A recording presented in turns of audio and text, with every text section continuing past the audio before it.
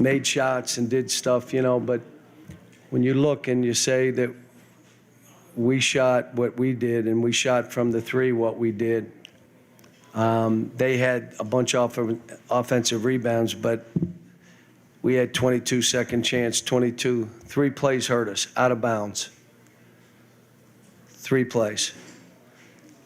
2 out of bounds. And again, when you don't have the right guy on the ball, that stuff happens.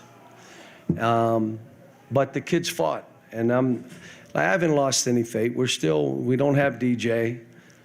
I mean, teams are playing good against us, and all our goals are still there. I have a good team. We're young. We still make some errors, but we got to get healthy.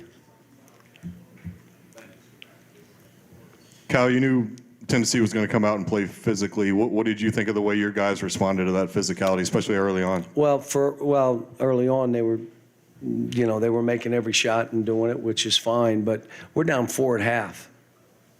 We make a 3, it's a 1-point game. We have our chances.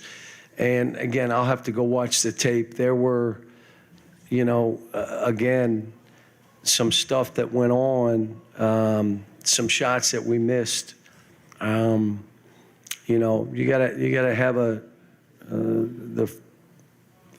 bunch of guys playing at their best when you're playing against a team like that, top 5 team, and they're playing well. You got guys making shots that haven't made shots, making threes, and so you're going to have to play. And I like the fact that we were there. We're down 7 and we had missed 4 free throws. And I mean, it's the end of the game. Let's go.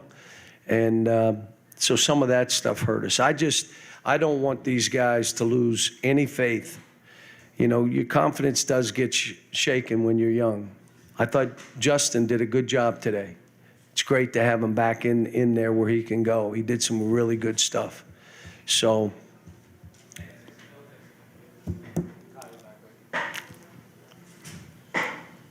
Cal, you mentioned the out-of-bounds plays killed you. What did you see on those? What went wrong? And the guy out of bounds is supposed to be standing under the basket, and he wasn't. And so they threw it right at the basket. The guy that got screened had to fight a little bit more, knock the guy down, do whatever you have to. You can't give him that. And then we fell asleep on the corner. So they had 2 layups and a corner 3. More broadly on defense, as this kind of continues to be a thing, trying to keep teams under 80, 90 points, is there a common theme you've seen in that?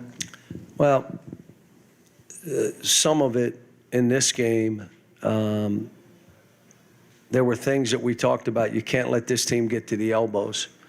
In every huddle, we were saying the same thing. So we got to be a little more sound defensively in what we're doing, and we're going to have to be a collective defensive team, and I keep saying it.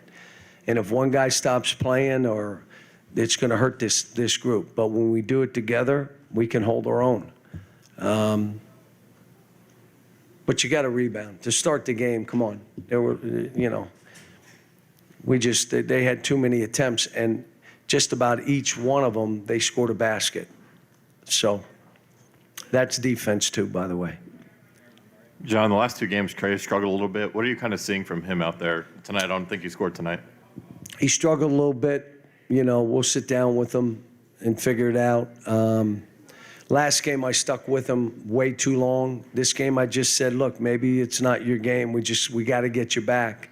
We play Tuesday. You can't. We're on the road. There'll be another sold-out game. Vandy won tonight. So now we're playing a team that's confident. They've been in every game, and now we're walking into their place. So you gotta bounce back. I mean, we're still one of those teams. We lost 2 games to teams that played well and deserved to beat us. Coach, you had a great game from Uganda last game, and kind of all the bigs seem to kind of struggle, especially on the offensive end tonight. What's the message to those guys playing the 5 as there's kind of some playing time going up and down at that position? Well, here's what happens. Guard so that they're not pushing you out of the way, 1, to rebound, and 2, so they can get layups. Just don't accept it. That's the first thing. Again, we're still missing a lot of baskets 2 feet from the goal that we got to make. We had a dunk to Aaron that should have been a dunk in the first half. Those kind of plays, like I told them, we got to make those. Those are easy plays. But we're a perimeter-oriented team, which should open up the lane for some of these guys. And we got some stuff, but we got to be better. Cal, back here, with the 2 losses at home back-to-back, how do you rally the guys and get their confidence up if you think they need it? Well, it's, first of all, I told them after, that team played really well, and you fought and had your chances. There's some of the breakdowns we can talk about and get better. But I told them, every goal we have is still out in front of us. We're fine if we come together and understand. I said Justin played well, did some good stuff. Robert did well. Robert kept us in the game. I mean, in the first half, we were down 4 because Robert made basket after basket. Reed did some good stuff. We got to get healthy and it's hard to get a rotation going when you're shorthanded. I thought Adu did some really good stuff today. Adu rebounded and scored at the rim, made free throws. He did good stuff today. Cal, obviously, you're never going to be happy when you give up more than 100 points. But for you, how much more frustrating is it that you guys pretty much held Dalton Connect in check? I mean, he finished with 15, but 4 of those came on free throws late in the game. So it seems like you held him in check and just these other guys beat you. Well, we talked about, you want to guard him, but you also know the other guys can play. They're dangerous. And what those guys had done, they had 5 guys in double figures. Well, they hadn't had that. They'd had him and the other guys getting 6, 8 points. But those guys are capable. Ziegler's capable. Vescovi's capable. Obviously, James, the way he played tonight, is capable. And, one of the things I told my guys before the game, some of you guys are going to have some big games here. Just going to have to. That's what happens in these kind of games. 2 top teams, they're top 5, we were top 10. So it's hard for these young kids, and I've just got to keep being positive and let's go. Next game, move on. We got everything out in front of us. League is really good. We'll see where it goes. Kyle, you look around the country, and certainly Tennessee is going to win a lot of games on the road, but home court hasn't been as big of an advantage for even top 10 teams this year. What do you attribute that to? New teams.